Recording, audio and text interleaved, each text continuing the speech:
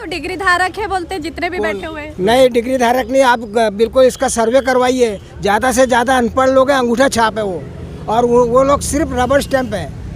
ऐसे लोगों के लिए कम से कम एक कानून पास होना चाहिए, कम से कम ग्रेजुएट आदमी ही कोई चुनाव लड़ सके। एक बात ये भी बताना चाहता हूँ, जिस तरह से central government law and judiciary department वकीलों की नोटरी लोगों का एक टाइम मर्यादा ला रहे हैं 15 साल का, जिस तरह से उन्होंने सर्कुलर भेजा है, तो मैं पूछता हूँ जिन लोगों ने सर्कुलर भेजा है वो लोग जो बड़े पद पर है, जो सांसद के पद पर है, ऐसा उन्होंने कोई संसद में कुछ ऐसा लाया है क्या? कितने साल के बाद में चुनाव नहीं लड़ेंगे, इतने साल की एज होने के बाद में संसद नहीं बनेंगे, ऐसा कुछ भी नहीं लाया है। बुढ़े बुढ़े लोग संसद में बैठे हुए हैं।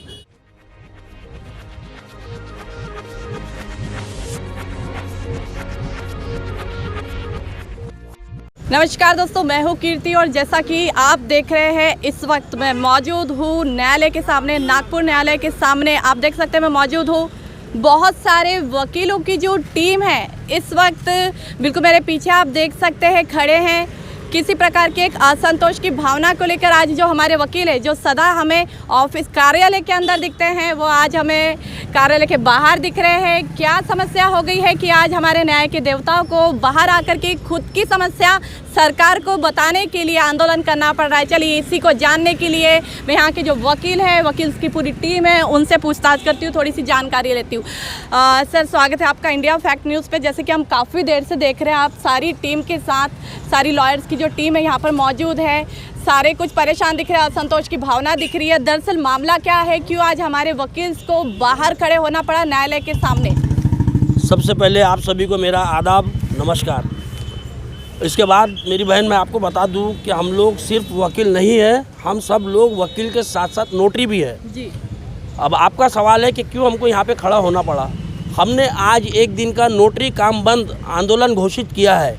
ये आंदोलन सिर्फ नागपुर में ही नहीं बल्कि पूरे महाराष्ट्र के हर कोने कोने में है। इसके अलावा पूरे भारत के हर कोने कोने में हो रहा है। क्यों ये हम लोग ने महाराष्ट्र में काम बंद रखा है? Maharashtra and Goa notary association के अध्यक्ष सिकंदर अली साहब, वैसे ही सचिव हमारे प्रवीण नलाड़े साहब, कार्यकारी अध्यक्ष क्या नाम इनको, यशवंत खराड़े साहब, इन लोगों के मार्गदर्शन में हम लोग आज का ये बंद का कार्यक्रम सफल करने जा रहे हैं। अभी तक पूरा सफल हुआ है। तो बंद का जो कार्यक्रम आज हम जो सफल बना रहे हैं, बंद क्यों रखा गया है, तो हमारी एक बहुत बड़ी तकलीफ़ और हमें ऐसा पता लग रहा है कि केंद्र सरकार कहीं ना कहीं हम लोगों के साथ में अन्याय कर रही है, और अन्याय ही नहीं, अत्याचार कर रही है। आज तक जो होता आता था, एक बार जो नोटरी बन जाता है वो लाइफ टाइम के लिए, मरते दम तक के लिए नोटरी रहता है। लेकिन अभी कुछ ही दिनों पहले केंद्र सरकार का एक नोटिफिकेशन, एक सर्कुलर आया है। उसमें उन्होंने 15 दिसंबर के पहले हम लोगों से हमारे ऑब्जेक्शन एंड सजेशन मांगे। उस सर्कुलर में उन्होंने क्या भेजा है? सर्कुलर में ऐसा है कि एक बार जो एक नोटरी बन रहा है उसके वो 5 साल, और हर साल 5 साल के लिए रिन्यूअल करवाना पड़ता है। वो पहले से ही चल रहा है, हम लोग रिन्यूअल करवाती है। तो ऐसे रिन्यूअल के 5-5 साल 2 बार दिए जाएंगे, 10 साल वो, 5 साल ये, ऐसे टोटल 15 साल दिए जा रहे हैं। मेरा केंद्र सरकार से पूछना है कि क्या 15 साल के बाद में जब इस नोटरी की एज करीब 50 और 55 साल के पास में रहेंगी, जब वो कोई काम नहीं कर पाएंगा, तो क्या केंद्र सरकार उनको जितना वो इसमें कमा रहा था, क्या उतना उनको घर बैठे कोई पेंशन के रूप में पैसा देंगी?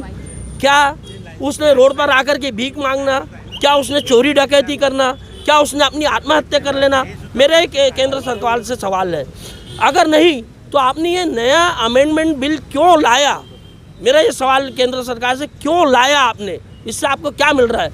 आप लोग नए लोगों को नोटरी दे रहे हो, इसमें हमारी कोई दो राय नहीं है, हमारा कोई ऑब्जेक्शन नहीं है। नए लोगों को नोटरी दो, लेकिन अगर आपके पास में जगह नहीं है, वैकेंसी नहीं है, फिर नए लोगों को नोटरी क्यों दे रहे हो भाई? और दो, वैकेंसी है तो दो। खुद ही जो लोग मर जाते हैं वो तो खुद ही रिन्यूअल के लिए अप्लाई नहीं करते, क्योंकि रिन्यूअल के आपके जो रूल है बहुत ही ज़्यादा स्ट्रेट फॉरवर्ड है, बहुत ही ज़्यादा स्ट्रिक्ट रूल है, जिसको हर कोई फॉलो नहीं कर सकता। 2-2 साल लग जाते हैं उनका रिन्यूअल आने में। अभी हमारे साथ में कुछ लोग ऐसे भी सीनियर नोटरी है कि जिनको 1-1 साल से उनका रिन्यूअल नहीं मिल रहा है। कई लोगों का रिन्यूअल में कैंसिल हो गया है, नोटरी रजिस्ट्रेशन कैंसिल हो चुका है। तो आप ऐसे तो कैंसिल करती हो, आपको गाइडलाइन में जो दिया है कैंसिल करती है। फिर उसमें 15 साल की लिमिट दे करके आप क्या नोटरी लोगों को, जिनके सिर्फ नोटरी का ही व्यवसाय है, नोटरी का ही प्रोफेशन है, ऐसे लोगों को, मेरे भाई बहनों को, क्या आप रोड पे लाना चाहते हो? क्या आप उन्हें आत्महत्या पे मजबूर करना चाहते हो? क्या आप उनसे कुछ क्रिमिनल काम करवाना चाहते हो? इसलिए हमारी ऐसी मांग है, जैसा हमसे ऑब्जेक्शन एंड सजेशन मांगा है, हमने ऑब्जेक्शन लिया है। हमारे ऊपर के अधिकारी लोगों के मांग के ऊपर में, उनके मार्गदर्शन में, और वैसे ही हमको डिस्ट्रिक्ट बार एसोसिएशन नागपुर का पूरे वकील भाइयों का पूरा सपोर्ट है।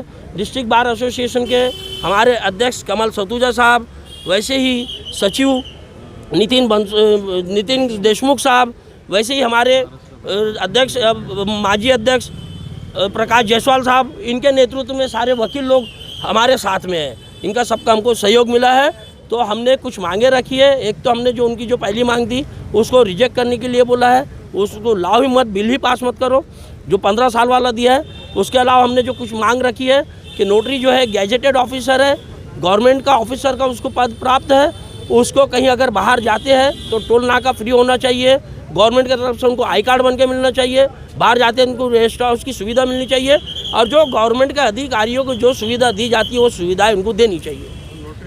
सर जैसे नोटरी फीस में वृद्धि होना चाहिए। जो पुराना नोटरी फीस चल रहा था वही अभी भी चल रहा है। महंगाई बढ़ गई, दिन पे दिन महंगाई बढ़ रही है, लेकिन नोटरी की फीस नहीं बढ़ रही है। किताब में जितनी पहले लिखी है उतनी है, तो वो बढ़नी चाहिए। सर जैसा कि हम देख रहे हैं कई सालों में, आज ये 5-6 सालों की अगर मैं बात करूं तो एक के बाद एक ऐसे नियम में बदलाव किए जा रहे हैं, जिसके वजह से लोग तो परेशान हैं। और आज अगर नोटरी और वकील भी अगर सीधा बाहर आकर के अपनी मांगों के लिए सरकार से गुहार लगा रहे, तो इसको आप क्या समझेंगे, किस तरह की राजनीति समझेंगे सर? ये राजनीति नहीं होती है मैडम, इसको मैं राजनीति नहीं कहूँगा। जब नया इंसान कोई अपने पद के ऊपर में बैठता है, मैं तो सिर्फ यही बोलूँगा कि अपने पद को भुनाने के लिए इस तरह से कुछ ऐसा करो कि देश में सारी उथल पुथल मच जाए। कुछ ऐसा डबरू बजा दो कि पूरे देश में उथल पुथल मच जाए, ये वो डबरू बजा रहे हैं, बाकी कुछ नहीं। इसको राजनीति नहीं बोलेंगे। इसमें अब देखिए पूरे हिंदुस्तान भर से विरोध हो रहा है। किसके खिलाफ में विरोध हो रहा है, कौन विरोध कर रहे हैं? तो अभी नोटरी लोगों को, नोटरी वकील लोगों को, और उनके साथ में वकील भी, हमारे साथ में पूरे वकील भी है, रोड पे लाने के लिए इन लोग ने ऐसा किया है। वो जानना चाहते हैं कितने तरफ से ऑब्जेक्शन आते हैं। अब ये फेमस हो रहे हैं ना, इस छोटी सी पब्लिसिटी के लिए उन लोग ने ऐसा किया है। पब्लिसिटी मिल रही है ना, हम उनके खिलाफ जो कर रहे हैं, पूरे हिंदुस्तान में जो आज का एक नोटरी बंद है, ये उनकी हल्की पब्लिसिटी के लिए उन्होंने ऐसा किया है। ये हल्की पब्लिसिटी बोलूँगा मैं उनकी, इससे ज़्यादा कुछ नहीं। सही बात है सर। जैसा कि एक सवाल है, जैसे आम जनता, उन्हें नोटरी और वकील के बीच का डिफरेंसेस पता नहीं होता। जैसे अब काला कोट जिसने पहना है तो वो वकील है, तो मेरी आपसे एक रिक्वेस्ट है, थोड़ा नोटरी और वकील के बीच के जो डिफरेंसेस है हमारी जनता को भी पता है, ताकि उन्हें भी पता चले कि नोटरी और वकील के बीच का डिफरेंसेस क्या होता है, क्या क्या उनके अधिकार होते हैं, क्या क्या अधिकार के तहत आज ये जो हड़ताल हो रही है, इसकी थोड़ी सी जानकारी डिटेल्स में दीजिए। एक मिनट। ये नोटरी और वकील के बीच का फ़र्क ये होता है कि एक इंसान पहले वकील बनता है। हर नोटरी वकील हो सकता है, हर नोटरी वकील हो सकता है कि वकील बनेगा तो ही नोटरी बनेगा। अच्छा। लेकिन हर वकील नोटरी नहीं हो सकता है। अच्छा। वो ऐसा कि जब तक कि वो वकील बनता है, वकील बन जाने के बाद में उसका जो 7 साल का 10 साल का जो क्राइटेरिया होता है एलिजिबिलिटी के लिए, उपयोगिता के लिए, जब उसको पार करते, अप्लाई करते, इंटरव्यू होता है, उसके बाद में उनको वो पोस्ट दी जाती है अगर वो उसमें पास होते हैं तो। इसको सीधा सरल भाषा में आपको बताता हूँ। देखिए, JMFC judicial magistrate first class बनने के लिए 3 साल का एक्सपीरियंस लगता है। डिस्ट्रिक्ट जज के एग्ज़ाम के लिए 7 साल का एक्सपीरियंस लगता है। पर आपको एक बता दूँ कि नोटरी बनने के लिए 10 साल का एक्सपीरियंस बनता है। 10 साल का एक्सपीरियंस की आपको ज़रूरत रहती है, तभी आप नोटरी बन सकते हैं। उसके बाद भी एकदम से 10 साल हो गए और उसके बाद आपको नोटरी बन गया, ऐसा नहीं है। आप 35 साल 40 साल के बाद वो नोटरी बनता है। यानी जब तक कि उसका प्रैक्टिस अच्छा तरह से नहीं होता या लगता नहीं, क्योंकि ये गजेटेड ऑफिसर के अंतर्गत आता है। इसीलिए मेरे भाई ने जो बताया है अभी, वो वही चीज़ें हैं कि इसके लिए काफ़ी मेहनत करनी पड़ती है। उनके लिए, उनके ऊपर कुछ जिम्मेदारियां भी होती हैं। वो जिम्मेदारियों को पूरी करने के लिए गवर्नमेंट के पास ऑफिसर्स कम हैं, इसलिए नोटरियों को अपॉइंट किया है। ये सिर्फ भारत में ही नहीं है, वर्ल्ड में भी है। पर वर्ल्ड में भी ऐसा कोई प्रोविज़न नहीं है कि उसको कोई स्पेसिफिक पीरियड के लिए नोटरी बनाया जाए। आप लंदन में भी मिलेगा, कनाडा, US, सभी जगह, ऑस्ट्रेलिया वगैरह में पर वहाँ पर एक्सपायरी डेट नहीं बोलना चाहिए, पर वो नहीं है, यानी उनका लिमिटेशन नहीं है। Expiry Why our government thinks so, we don't know. Therefore, we have go for the hesitation. तो सर ऐसे क्या ये रिस्ट्रिक्शंस गवर्नमेंट ने नहीं लगाने तो चाहिए। ये जो नियम एकदम से लागू 15 किए साल के गए, जो रिस्ट्रिक्शन है, ये रिस्ट्रिक्शन नहीं लगाना चाहिए। जैसा आज तक चल रहा था, नोटरी अभी पहली बार बने हैं क्या? एक ज़माने से चलता आ रहा है, जब से कोर्ट कचहरी शुरू हुए तब से नोटरी चलता आ रहा है। अभी यहाँ जा कर के 15 साल का क्यों किए उन्होंने, कर रहे हैं। जो अभी अमेंडमेंट आया है, बिल पास होने का है, उसके बाद में एक 55 साल की एज, अगर वो किसी को अगर घर बिठा रहे हैं तो मैं समझ रहा हूँ उस समय में उसकी एज कम से कम 55 से 60 साल होंगी। रिटायरमेंट में जब इंसान ने घर बैठ के नोटरी करना चाहिए, वो टाइम में आप उसको रोड पे ला रहे हो, आत्महत्या करने पे मजबूर कर रहे हो, भीख मांगने पे मजबूर कर रहे हो, जबकि वही टाइम उसका बैठ करके नोटरी एक जगह पे बैठ के करते हैं ना।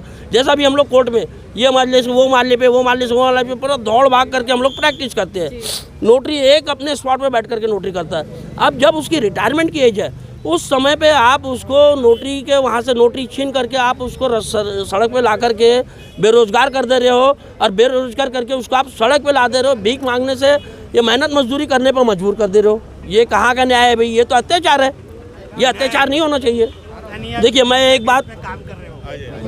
आप लोगों को एक बात ये भी बताना चाहता हूँ, जिस तरह से central government law and judiciary department वकीलों की नोटरी लोगों का एक टाइम मर्यादा ला रहे हैं 15 साल का, जिस तरह से उन्होंने सर्कुलर भेजा है, तो मैं पूछता हूँ जिन लोगों ने सर्कुलर भेजा है वो लोग जो बड़े पद पर है, जो सांसद के पद पर है, ऐसा उन्होंने कोई संसद में कुछ ऐसा लाया है क्या?